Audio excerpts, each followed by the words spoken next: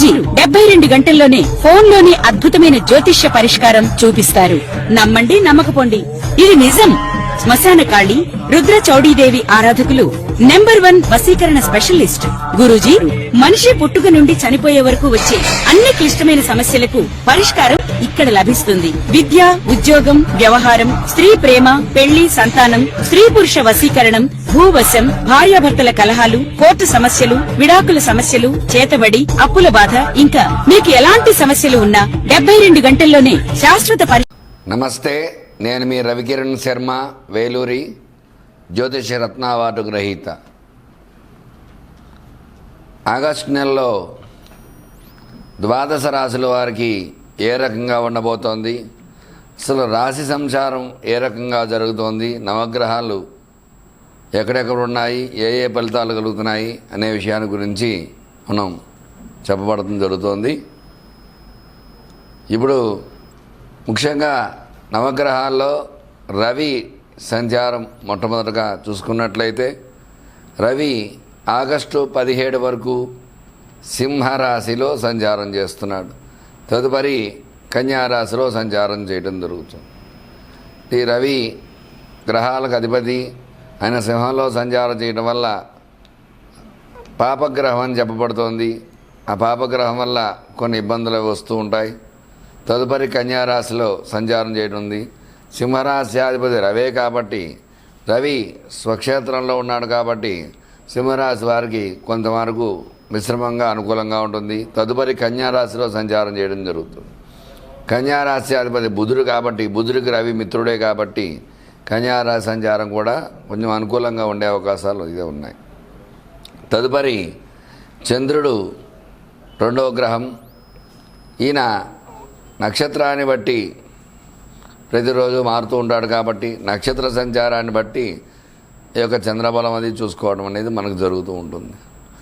మరి కుజ సంచారం చూసుకున్నట్లయితే కుజుడు ఈ ఆగస్టు నెలలో తులారాశిలో సంచారం చేయడం జరుగుతుంది. తులారాశ్యాధిపతి శుక్రుడే అయినప్పటికీ కూడా ఈ కుజుడు వ్యాపార కారకుడు కాబట్టి తులారాశి వారికి అనుకూలతలు ఉంటాయి. అలాగే బుధుడు తదుపరి గ్రహం సింహరాశిలో సంచారం చేస్తుంది. బుధుడు వ్యాపార కారకుడు, బుద్ధికారకుడు, విద్యా ఉద్యోగ కారకుడు కాబట్టి సింహరాశి సంచారం చేయడం వల్ల సింహరాశి అధిపతి రవి కూడా ఉద్యోగకారకుడు కాబట్టి బుధుడు అనుకూలంగా ఉన్నాడు. అట్లాగే తదుపరి బృహస్పతి యొక్క గురు సంచారం కర్కాటక రాశి సంచారం. గురుచంద్ర యోగం గజకేసరి యోగం అంటారు. మరి అందువల్ల ఈ కర్కాటక రాశిలో గురు సంచారం వల్ల గురుడు ఈ నెలలో అనుకూలంగా ఉన్నాడు. తదుపరి శుక్రు సంచారం, శుక్రగ్రహం అనుకూలతలు చూసుకున్నట్లయితే శుక్రుడు కర్కాటక రాశిలో సంచారం చేస్తున్నాడు. తదుపరి సింహరాశిలో సంచారం చేయడం జరుగుతుంది. అంటే ఒక పక్షం కాలం కర్కాటక రాశిలో తదుపరి సింహంలో సంచారం చేయడం అనేది జరుగుతుంది. వల్ల శుక్ర అనుకూలత కూడా శుక్రుడికి రవి శత్రువే అయినప్పటికీ కూడా ఈ రాశిలో ఉండేవారికి కొంత అనుకూలతలు ఉన్నాయి. అలాగే తదుపరి శని వక్రంలో ఉన్నాడు. వక్రంలో కుంభంలో సంచారం చేస్తున్నాడు కాబట్టి పాపగ్రహం వక్రిస్తే శుభం చేస్తుంది కాబట్టి కుంభరాశి వారికి శని భగవానుడు అనుకూలంగా ఉన్నాడు. అలాగే రాహువు చూసుకున్నట్లయితే కుంభంలో సంచారము, కేతువు చూసుకున్నట్లయితే కన్యలో సంచారం చేయడం జరుగుతుంది. అందువల్ల ఈ నవగ్రహ సంచార స్థితిగతులను బట్టే ఈ యొక్క ద్వాదశ రాశుల వారికి ఎలా ఉండబోతోంది, ఏ ఏ రాశి వారికి ఏ ఏ ఫలితాలు కలిగిపోతున్నాయి అనే విషయాన్ని ఈ ఆగస్టు నెలలో మరి రాశుల వారీగా చూసుకున్నట్లయితే ఏ రకంగా ఉండబోతోంది అనే విషయాన్ని గురించి మనం చర్చించుకోవడం జరుగుతోంది. మిథున రాశి వారికి ఈ ఆగస్టు నెలలో ఏ రకంగా ఉండబోతోంది అనే విషయాన్ని చెప్పడం జరుగుతోంది. మిథున రాశి అధిపతి బుధుడు కాబట్టి చక్కగా అనుకూలంగా ఉన్నాడు బుధుడు. తద్వారా ఈ రాశికి అనుకూలతలు ఎక్కువగా ఉన్నాయి. మిథున రాశి అధిపతి బుధ సంచారం వల్ల ఈ రాశిలో ఉండేవారికి ఆరోగ్యపరంగా చూసుకున్నట్లయితే గతంలో అనారోగ్య సమస్యల నుంచి బయటపడి చక్కగా ఆరోగ్యంగా ఉండడం జరుగుతుంది. అనారోగ్య సమస్యలు రాకుండా కూడా ఉంటుంది.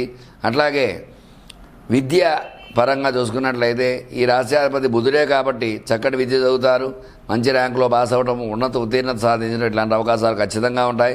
ఉద్యోగ ప్రయత్నం చేసే వాళ్ళకి ఖచ్చితంగా ఉద్యోగం రావడము, ఉద్యోగంలో ఉన్న వాళ్ళకి ప్రమోషన్స్ రావడము ఇట్లాంటి అవకాశాలు ఖచ్చితంగా ఉంటాయి. అట్లాగే వ్యాపార రంగంలో విజయకేతనగరైన బుధుడు వ్యాపారకారకుడు కాబట్టి ఖచ్చితంగా ఈ బుధుడు అనుకూలంగా ఉన్నాడు కాబట్టి ఈ రాశి వారికి వ్యాపారంలో అనుకూలంగా ఉంటుంది, చక్కటి లాభాలు ఆర్జిస్తూ ఉంటారు. అలాగే వివాహ ప్రయత్నం చేసేవారికి వివాహ అనుకూలత ఖచ్చితంగా ఉంటుంది.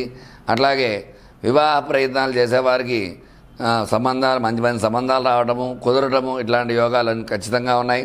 సంతానం ప్రయత్నం చేసేవారికి సంతానంలో శుభవార్తలు వినే అవకాశం ఈ నెలలో ఉంటుంది. వ్యవసాయ రంగంలో ఉండేవారికి వ్యవసాయ అనుకూలతలు ఖచ్చితంగా ఉన్నాయి. ఈ నెలలో మంచి పంటలు పండుతాయి, చక్కటి ధాన్యాలు పండుతూ ఉంటాయి. అందువల్ల వ్యవసాయ అనుకూలత ఖచ్చితంగా ఉంది. స్టాక్ మార్కెట్లో పెట్టుబడులు పెట్టిన వారికి స్టాక్స్ పెరగడము, చక్కగా లాభాలు ఆర్జించే అవకాశాలు ఖచ్చితంగా ఉన్నాయి.